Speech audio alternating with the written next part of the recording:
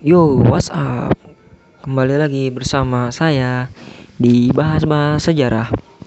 Kali ini, Bahas-Bahas Sejarah akan membahas seputar pertempuran Tsushima.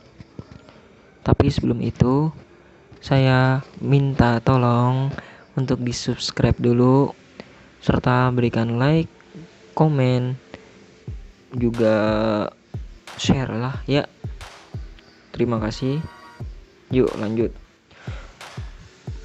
Pertempuran Tsushima atau pertempuran Selat Tsushima adalah pertempuran laut terakhir dan paling menentukan sepanjang perang Rusia-Jepang pada tahun 1904 hingga 1905. Pertempuran terjadi di Selat Tsushima pada tanggal 27 sampai 28 Mei 1905 dan merupakan pertempuran laut terbesar di era kapal tempur pra-dreadnought. Pertempuran Tsushima dikenal di Jepang sebagai Nihokai Kaisen. Kapal-kapal uap dari armada gabungan Kekaisaran Jepang di bawah komando Laksamana Heihachiro Togo menghancurkan 2/3 armada Baltik Kekaisaran Rusia di bawah komando Laksamana Zinovy Rozhevensky. Menurut sejarawan Edmund Morris dalam bukunya, Theodore Rex menyebut pertempuran Tsushima sebagai pertempuran terbesar setelah pertempuran Trafalgar. Kekalahan Rusia membuka jalan bagi perjanjian Portsmouth yang mengakhiri perang Rusia-Jepang pada tahun 1904 hingga 1905. Garis besar pertempuran. Armada Baltik Rusia yang dikirim dari Eropa bertempur melawan armada gabungan Jepang di perairan Selat Tsushima antara semenanjung Korea dan Jepang.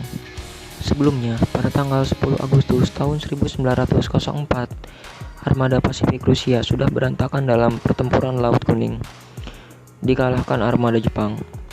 Armada Baltik berlayar melewati Laut Utara dan menyebabkan insiden diplomatik di Dogger Bank selepas pantai Inggris. Akibat menyerang armada nelayan Britania, pelayaran diteruskan melalui Afrika dan berlabuh di Indochina. Perjalanan begitu panjang dan meletihkan, dan akibatnya moral awak kapal mulai anjlok. Armada Baltik mulanya diperintahkan untuk membuka blokade Jepang terhadap Luzhenkou. Tetapi jauh sebelum armada Baltik tiba, wilayah tersebut sudah jatuh ke tangan Jepang. Armada Baltik sedang berlayar ke pelabuhan Rusia di Vladivostok, melewati wilayah perairan Selat Tsushima. Ketika ditemukan kapal penjelajah Jepang, armada Baltik mempunyai 3 rute yang bisa dilewati untuk sampai ke Vladivostok, yaitu Selat La Perouse, kemudian Selat Tsugaru, dan selanjutnya adalah Selat Tsushima, di mana perang ini berlangsung. Laksamana Rozhevensky memilih Selat Tsushima yang memisahkan Kyushu dan semenanjung Korea. Selat Tsushima merupakan rute terdekat menuju Vladivostok, dan rute lainnya adalah jalan memutar melewati Samudra Pasifik. Laksamana Togo yang berpangkalan di Busan, semenanjung Korea, sudah memperkirakan Selat Tsushima bakal dilewati armada Rusia. Kronologi pertempuran. 2 kapal perang rumah sakit yang mengikuti armada Rusia terlihat oleh kapal penjelajah Jepang. Armada Rusia berlayar dari selatan barat daya menuju utara timur laut. Armada Jepang datang dari barat menuju timur laut. Walaupun berisiko kehilangan sebagian dari armadanya, Laksamana Togo memerintahkan kapal-kapal perangnya untuk berbalik arah satu persatu agar bisa berhadapan dengan armada Rusia.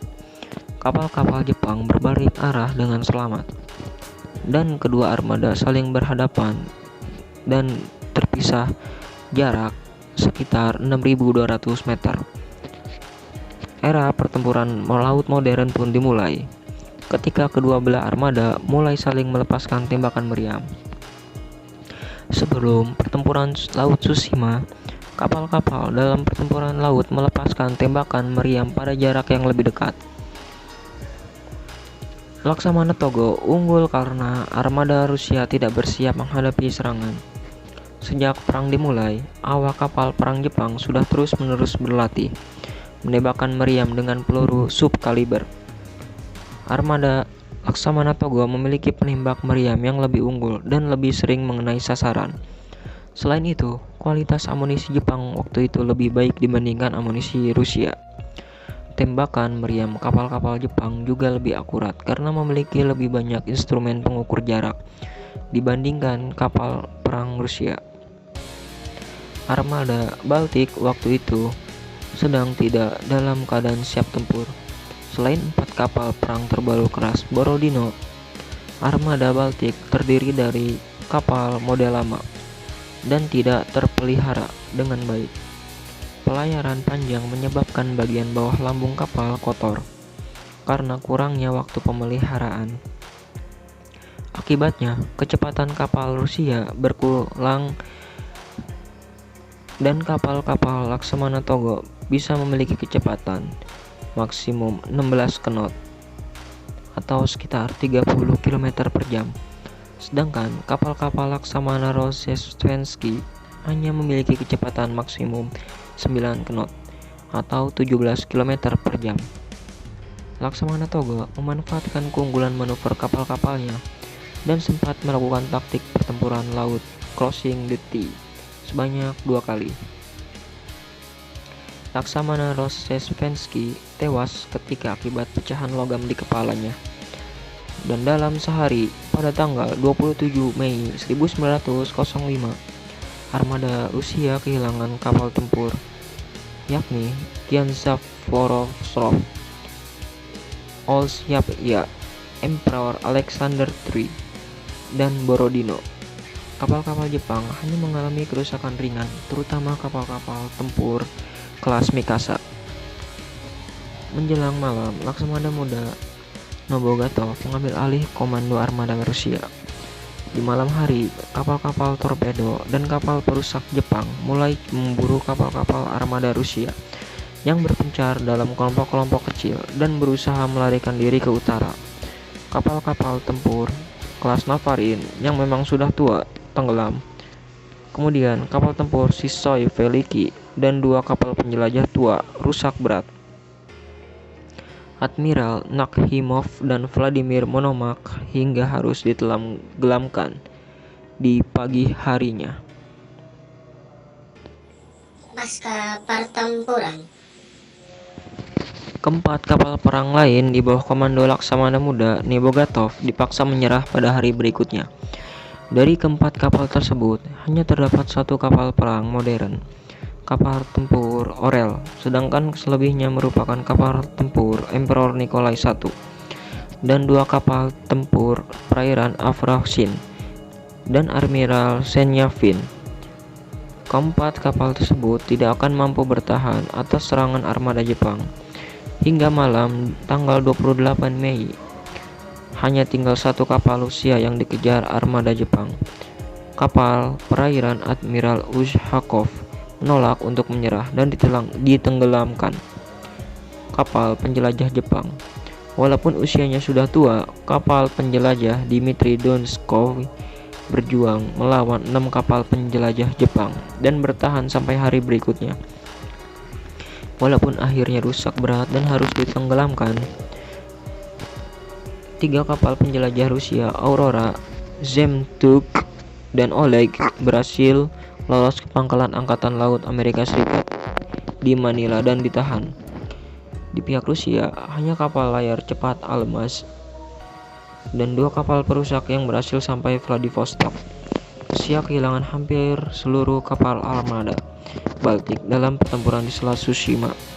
Pihak Jepang hanya kehilangan 3 kapal torpedo nomor 34, 35, serta 69. Peristiwa ini meruntuhkan presentase Rusia di dunia internasional, sekaligus pukulan besar bagi dinasti Romanov, Kekaisaran Rusia, serta menandakan kalahnya Rusia atas Jepang pada Perang Rusia-Jepang di tahun 1905. Sekian pembahasan dari kami, kurang lebihnya mohon maaf. Terus dukung channel kami dengan cara like, komen, serta subscribe. agar kami lebih bersemangat dalam mencari serta membuat konten-konten kreatif lainnya.